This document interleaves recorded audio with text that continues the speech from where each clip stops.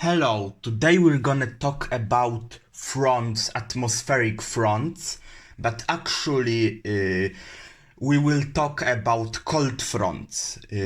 This type of front that is the most dangerous, usually type of front.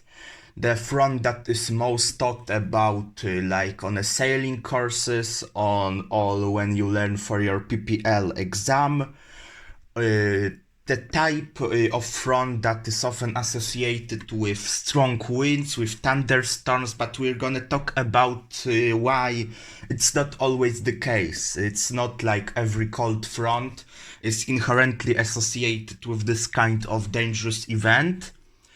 And actually, what is a most common type of cloudiness we can watch when a cold front passes? And spoiler, it's actually more complicated than you see on a textbook. We're gonna start with how a cold front forms, and it's actually not so obvious because we know that cold front is a situation where denser, colder air moves beneath the warmer air. The warm air rises, and this is the kind of dynamic, the circulation that defines the cold front. But actually, it's less talked about why at the beginning this kind of circulation starts, this kind of pattern, why at all this exists. And we're gonna talk about the barotropic and the baroclinic instability. In a barotropic atmosphere, we have an isobars, so a line of constant pressure, parallel with the line of, parallel, like, sorry, I lost the word, maybe it's parallel. You know, they are at the same, like, not the same level, but the same direction. It's like you have two linear functions that have the same the same alpha or whatever you want to call it. They will be the same. They will have they will cross the y-axis at different points, but they will gonna have yes, I think parallel is a good word here. And when they are parallel, we talk that the atmosphere is barotropic. It's basically a default mode for the atmosphere. If you have the international standard atmosphere, it's gonna always assume it's barotropic. So to any level, we can assign a constant pressure, temperature, and they're gonna change not in the same rate, but along with each other. But actually, sometimes, especially in mid-latitudes, when warm tropical air meets the colder polar air, we often have something called a baroclinic stability, or rather instability, because it's an inherently unstable system. You can imagine it as an aquarium with a red warmer water, like you have some paint in the water that is red, and you have colder blue water. And you would see that the colder water is gonna go beneath the warmer water, forming a kind of triangle pattern. But if you think how the pressure is inside of it, it will gonna be the highest at the bottom of the aquarium, because the mass of the water that is pushing on area, because pressure is 1 Pascal is Newton per meter squared, so it's mass per area, force per area, and the force per area is greatest at the bottom of the aquarium. So you're gonna have lines of temperature, of constant temperature, so isotherms, crossing, not being parallel, but crossing at a certain angle the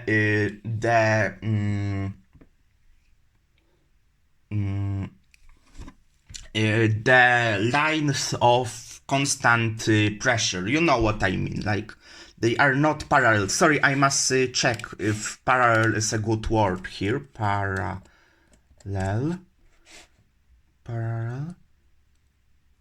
Yes, good word for it, parallel.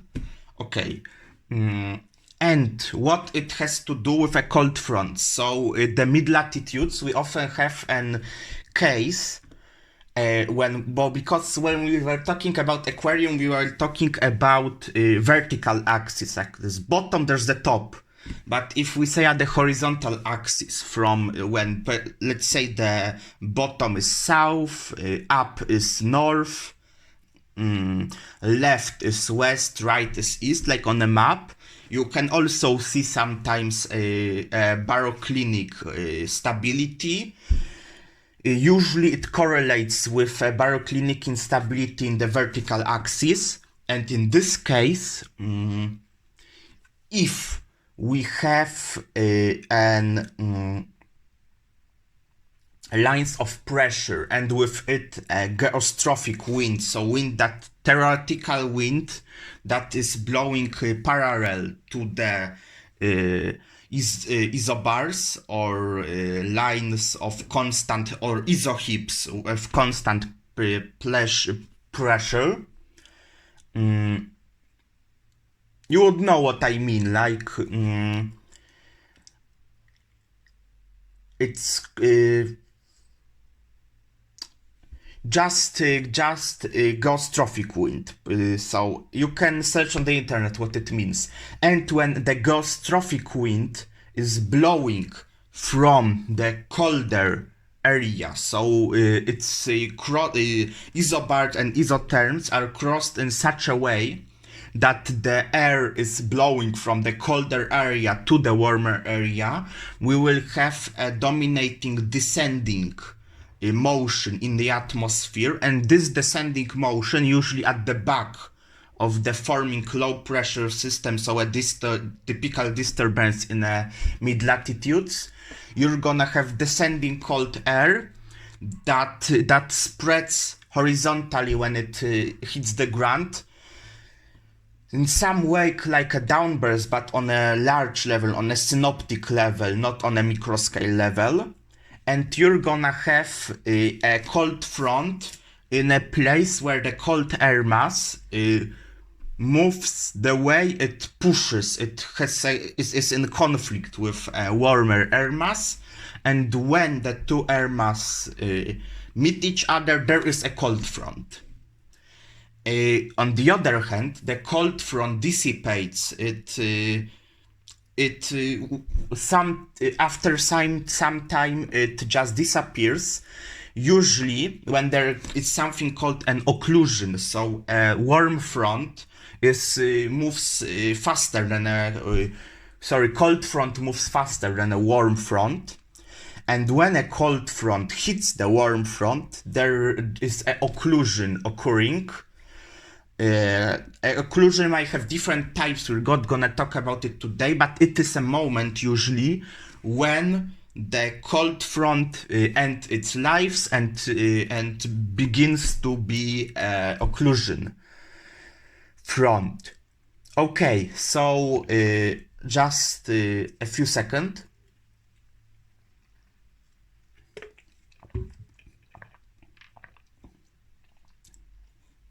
Okay, so a typical phenomena associated with cold front that is actually even more dangerous usually than the frontal line and is not talked about a lot is a convergence line.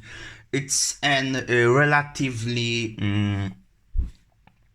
universal phenomena. It occurs most likely everywhere where cold front occurs, but it's talked about most in the case of US and Europe.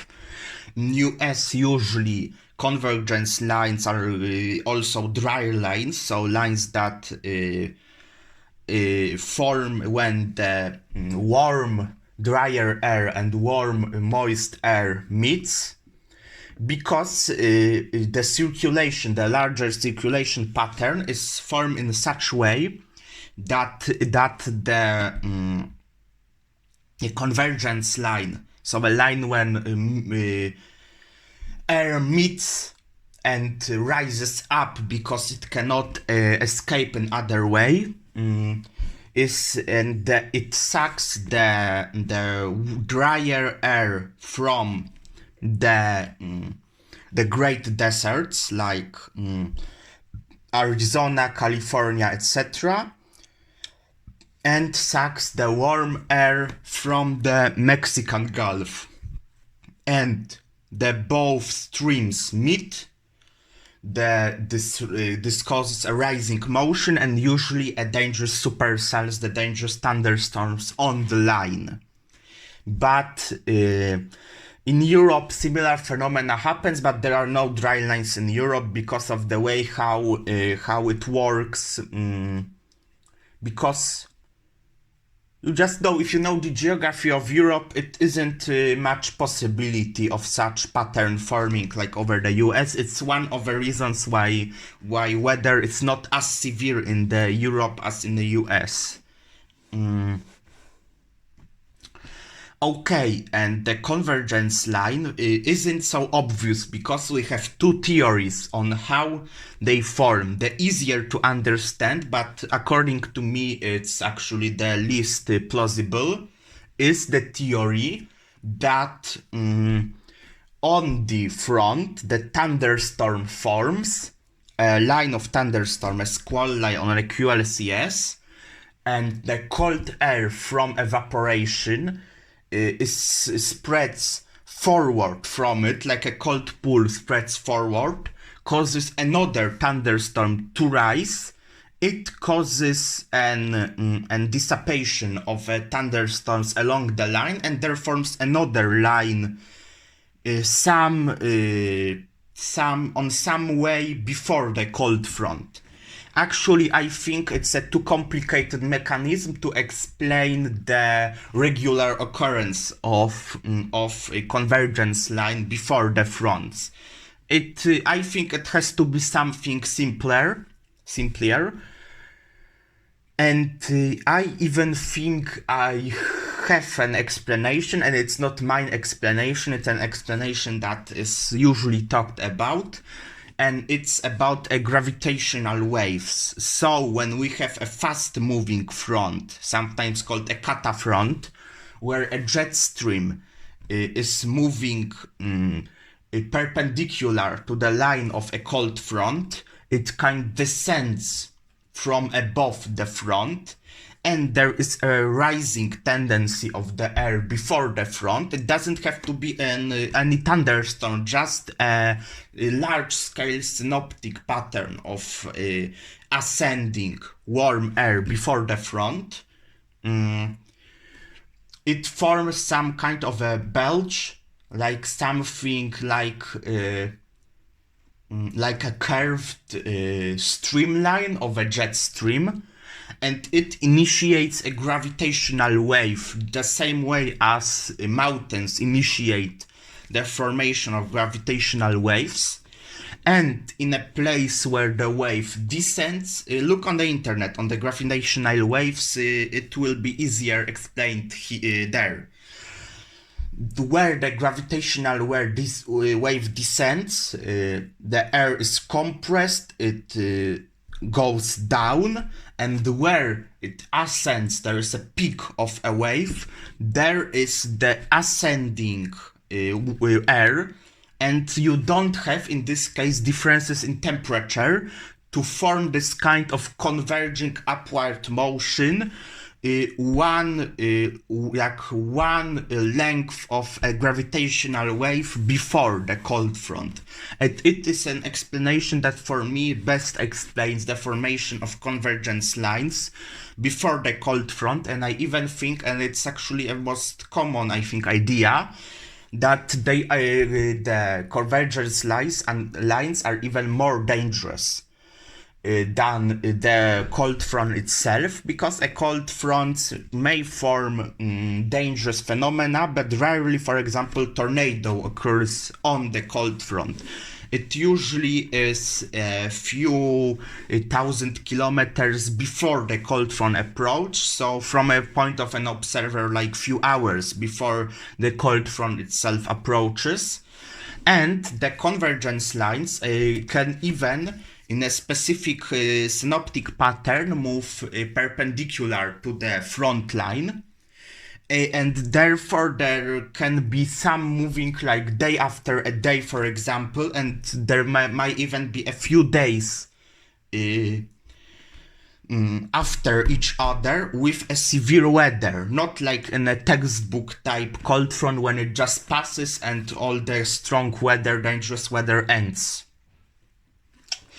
Okay, the relationship between stationary and cold fronts I mentioned before is a kind of situation where a stationary front, so a slow-moving front, meets cold front, not in a physical way, like it meets, but it has some common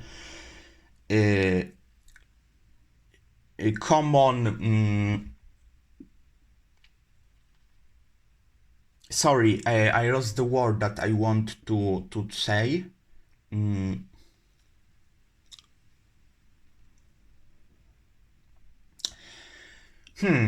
How?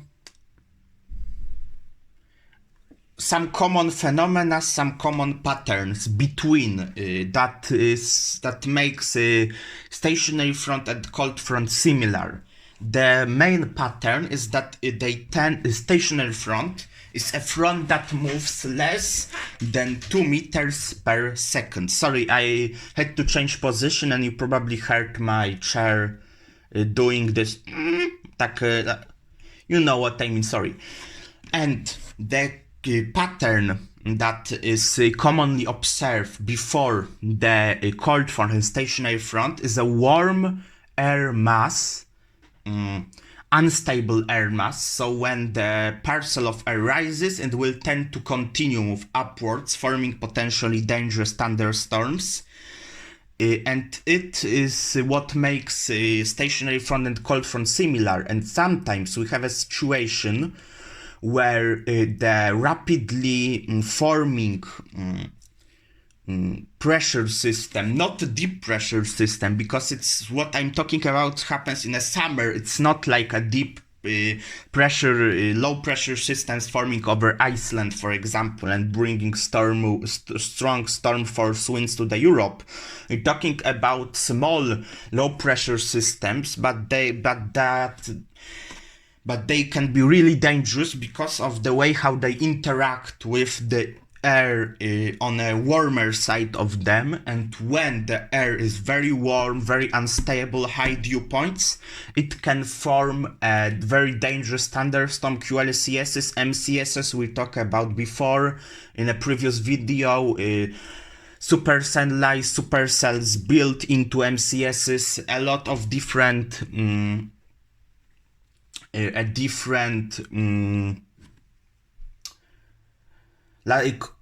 different options, all of which can be really dangerous. We have sometimes their echoes associated with this pattern of warm, MCS with bow echo signature moving relatively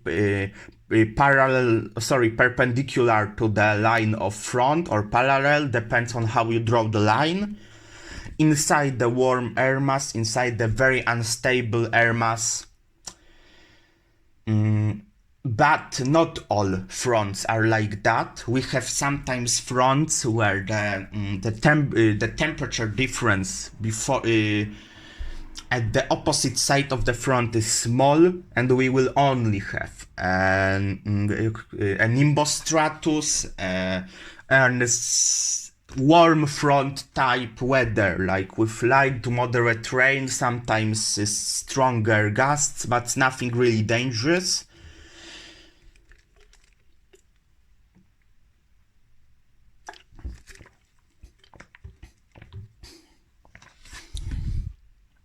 when the temperature difference is like maybe say 10 degrees, there may be some strong storms form at the before the cold front, but there we still will be having a nimbostratus cloud, a low intensity precipitation that can spoil the development of the stronger thunderstorms. And if the dynamic of the front is really strong, we will have probably only the thunderstorm line at the front.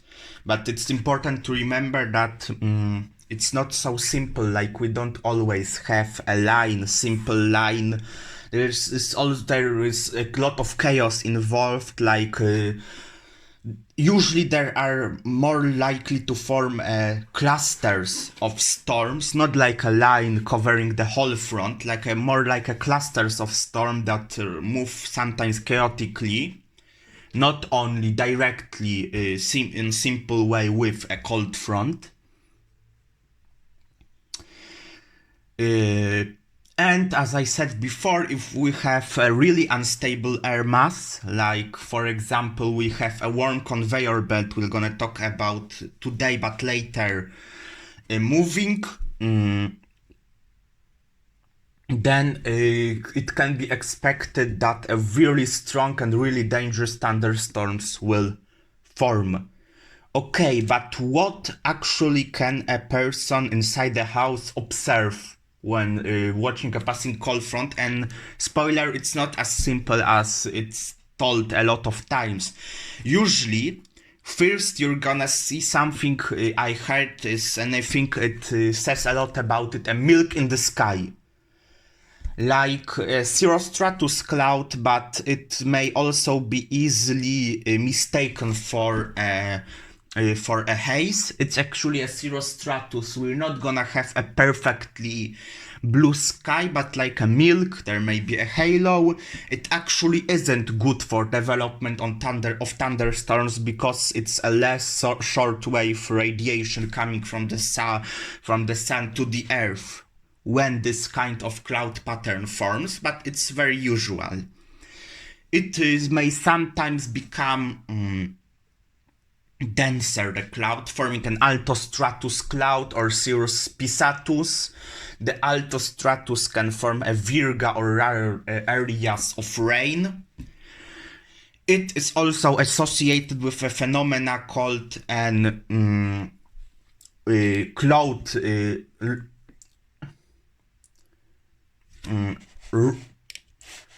sorry, I must Google it.